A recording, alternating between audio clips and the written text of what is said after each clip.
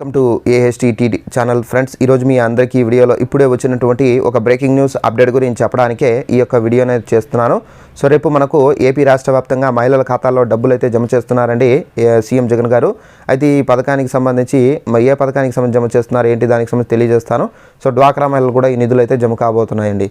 అలాగే ఒక చిన్న రిక్వెస్ట్, ఈ వీడియో నచ్చినట్లయితే లైక్ చేసుకుని మన ఛానల్ సబ్స్క్రైబ్ చేసుకుని ఫాలో అవుతండి. ఏపీకి సంబంధించి ఎలాంటి ఇన్ఫర్మేషన్ తెలియజేస్తూ ఉంటాను. ఇక వివరాలు చూద్దాము. అయితే అప్డేట్కి సంబంధించి నోటిఫికేషన్ కూడా అయితే వచ్చింది.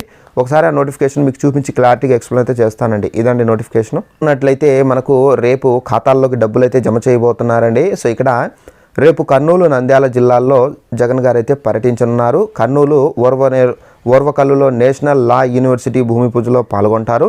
అనంతరము బనగానపల్లిలో నిర్వహించే బహిరంగ సభకు హాజరవుతారు. లబ్ధిదారుల యొక్క ఖాతాలో ఈబీసీ నేస్తంకు సంబంధించినటువంటి నిధులు జమ చేస్తారు.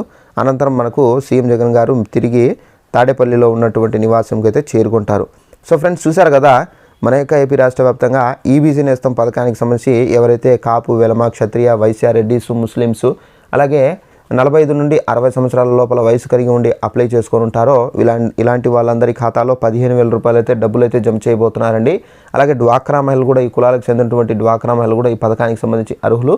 సో వీళ్ళకు కూడా 15,000 రూపాయలు అయితే జమ అవుతాయి. రేపు 11 లేదా 12 గంటల సమయంలో ఈ డబ్బులు అనేది జమ అవుతాయండి.